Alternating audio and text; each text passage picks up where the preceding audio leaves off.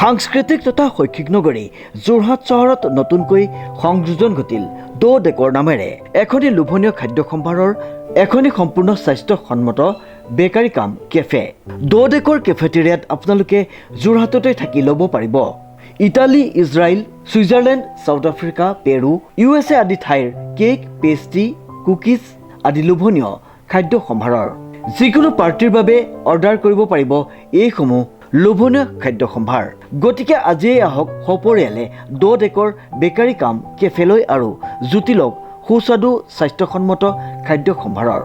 আমাৰ ঠিকনা দ ডেকৰ সঞ্জীৱনী নাৰ্ছিং হোমৰ কাষত, এটি ৰোড, যোৰহাট। নলবাৰীত এটি পৰিয়ালৰ প্ৰশংসনীয় পদক্ষেপ। ৰাজহুৱা শ্মশান নিৰ্মাণ কৰিলে চিকিৎসক মনোৰঞ্জন শৰ্মাৰ পৰিয়ালে। শ্মশান স্থাপন কৰিলে আপোনালোকে?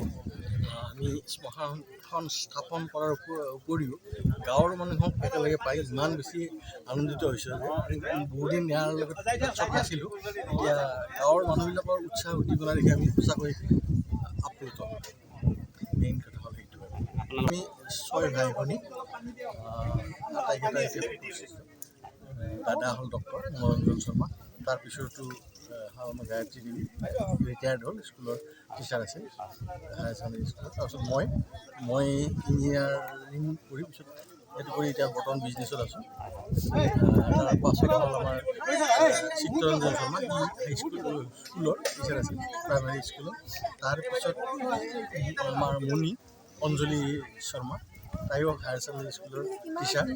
তাৰপিছত সুৰঞ্জন শৰ্মা, এই কলেজৰ প্ৰিন্সিপাল, ধুমুৱা কলেজৰ প্ৰিন্সিপাল। এইটো আমাৰ পৰিয়ালৰ আটাইকেইটা। ভিন্দু আছিল আমাৰ ৰিটায়াৰ্ড হিন্দু যিজন আমাৰ বাইদেউ হিন্দু ৰিটায়াৰ্ড ADC আছিল। তাৰপাছত মোৰ ভনী জোৱাই, তেওঁ এতিয়া ৰিটায়াৰ্ড হ'ল, কিন্তু তেওঁ ডক্টৰ হিচাপে প্ৰতিষ্ঠিত। কেনেকুৱা লাগিছে আজি সমস্যা এটা সমাধান হ'ল? হয়, গাঁও সেইটোৱে আটাইতকৈ বেছি আনন্দৰ কথা আমাৰ কাৰণে। আমিতো বিয়া কৰিব পৰা নাই কোনোদিনে। এইবাৰ এইখিনি কিবা মানুহবিলাক এইটোৰ দ্বাৰা উপকৃত হয়, সেইটো আমাৰ কাৰণে আটাইতকৈ ডাঙৰ। উল্লেখযোগ্য যে প্ৰয়াত পঞ্চানন শৰ্মা আৰু প্ৰয়াত ইন্দুমতী দেৱীৰ সোঁৱৰণত নিৰঞ্জন শৰ্মাৰ উদ্যোগত নিৰ্মিত ৰাজহুৱা শ্মশানৰ উদ্বোধন সভাত উপস্থিত বিভিন্ন প্ৰান্তৰ বিশিষ্ট ব্যক্তিসকল। শ্মশানক লৈ নন্দ সিং বৰকলা ৰচিত কবিতা পাঠ কৰে সাহিত্যিক ভূপেন গোস্বামীয়ে। পশ্চিম খাটাৰা কালাকুচি শ্ৰী শ্ৰী জগন্নাথ মন্দিৰ প্ৰাংগণত অনুষ্ঠিত শ্মশানৰ উদ্বোধনী সভাখনি 13 এপ্ৰিল দেওবাৰে অনুষ্ঠিত কৰা হয়। প্ৰথমতে পশ্চিম খাটাৰ কালাকুচি গাঁওবাসীৰ পৰিয়ালৰ তৰফৰ পৰা দাতাৰ পৰিয়ালবৰ্গলৈ ধন্যবাদ আৰু কৃতজ্ঞতা জ্ঞাপন কৰিছোঁ। পশ্চিম খাটাৰ কালাকুচি গাঁৱৰ দীৰ্ঘদিনীয়া এটি সমস্যা, বান আৰু বিশেষকৈ বৰষুণৰ দিনত আত্মীয় স্বজনৰ যি মৃত্যু হ'লে দাহ কৰাৰ প্ৰথা, সেই দাহ কৰাৰ প্ৰথাত যথেষ্ট অসুবিধাৰ সন্মুখীন হৈ আহিছিল। পূৰ্বতে এনেকুৱা আমাৰ নাছিল, আছিল যদিও চালিৰ ব্যৱস্থা নাছিল। কিন্তু বৰ্তমান তেখেতসকলে আজি কেইমাহমান আগতে আমাক জনাইছিল যে তেখেতসকলে প্ৰয়াত পঞ্চানন শৰ্মা আৰু মাতৃ ইন্দুমতী দেৱীৰ পবিত্ৰ সোঁৱৰণত তেখেতসকলে এখন শ্মশান ভূমি দান কৰিব বিচাৰিছে আৰু তেখেতসকলে সেই প্ৰতিশ্ৰুতি মতে আমালৈ আগবঢ়ালে আৰু আজি সেইখন উদ্বোধন কৰা হ'ল। আৰু আপোনালোকে দেখাই পাইছে যে পশ্চিম খাটাৰ কালাকুচি গাঁৱৰ জনগণে যিদৰে তেখেতসকলক সন্মান আৰু সম্বৰ্ধনা জ্ঞাপন কৰিছে, তাৰ দ্বাৰাই পৰিস্ফুট হৈ উঠিছে যে এই দীৰ্ঘদিনীয়া সমস্যাটি কেনেদৰে আজিৰ পৰা মোকাবিলা কৰিবলৈ সম্ভৱ হ'ল। আৰু এই চেগতে তেখেতসকলৰ প্ৰতিগৰাকী পৰিয়ালৰ প্ৰতিগৰাকী ব্যক্তিলৈ আমাৰ তৰফৰ পৰা আন্তৰিক ধন্যবাদ, কৃতজ্ঞতা জ্ঞাপন কৰিছোঁ। আৰু অনাগত দিনতো তেখেতসকলৰ এনেকুৱা দান বৰঙণি দিহা পৰামৰ্শ আমি শ্ৰদ্ধাৰে কামনা কৰিম। তেখেতসকলৰ মন্তব্য ল'বলৈ চেষ্টা কৰিছোঁ। কেনেকুৱা লাগিছে আজি, কি অনুভৱ? আজি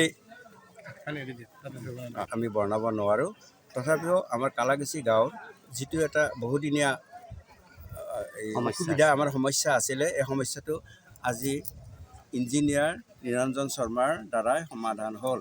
আমি আটাই তাৰমানে এই বস্তুটো, যেনেকৈ মন্দিৰ এটা আমাৰ কাৰণে আস্থাৰ বস্তু, এইটো এটা কম আস্থাৰ নহয়। মন্দিৰটো হ'ল উৎপত্তি আৰু এইখন হ'ল তাৰমানে যোৱা ৰাস্তা। গতিকে বহুত দিনৰ সমস্যাটো সমাধান হোৱাৰ কাৰণে আমি আটাই সুখী। আৰু আজিৰ যিটো এটা পৰিৱেশ, এই পৰিৱেশটো আমাৰ আটাইৰে ভাল লাগিছে আৰু আমি ভাষাৰে বৰ্ণাব নোৱাৰোঁ। জানিব চেষ্টা কৰিম কেনেকুৱা অনুভৱ কি ক'ব আজি প্ৰথমতে আমি আমাৰ পশ্চিমঘাটা গাঁওবাসীৰ তৰফৰ পৰা আমি স্বৰ্গীয় পঞ্চানন শৰ্মাদেৱ আৰু তেখেতৰ পত্নী ইন্দুমতী দেৱীলৈ আমি আজি এই শ্মশান উদ্বোধনস্থলীত তেখেতসকললৈ আত্মাৰ চিৰশান্তি কামনা কৰিছোঁ আৰু আজি তেখেতসকলৰ সুপুত্ৰ আৰু তথা পৰিয়ালবৰ্গই আমাক আজি যিটো উপহাৰ দিলে মাটিখিনি কাৰ আছিলে মাটিখিনি ৰাজহুৱা আছিলে মাটি ৰাজু হয় হয় আমাৰ পশ্চিমঘাটাৰ কালাগুচি গাঁওবাসীৰ আমাৰ শ্মশানস্থলী আছিলে আমাৰ নিজা আমাৰ সম্পত্তি এইখিনি গতিকে এই সম্পত্তিত আমি দীৰ্ঘদিনীয়া সমস্যা আমাৰ এইটো আছিলে আমি শ্মশানস্থলীখন মানে নিগাজিকৈ আমি বনাব পৰা নাছিলোঁ আজি তেখেতসকলে আমাক এই যিটো ডাঙৰ উপহাৰ আমাক আজি ইয়াতে সজাই দিলে তাৰ কাৰণে আমি গোটেই গাঁওবাসীয়ে আমি গৌৰৱান্বিত আৰু তেখেতসকলৰ আমি সুস্বাস্থ্য দীৰ্ঘায়ু আমি আমাৰ তৰফৰ পৰা আমি কামনা কৰিম নলবাৰীৰ পৰা ধনজিতৰ সহযোগত ৰিংকু ৰায় চৌধুৰীৰ ৰিপৰ্ট নিউজ নাও।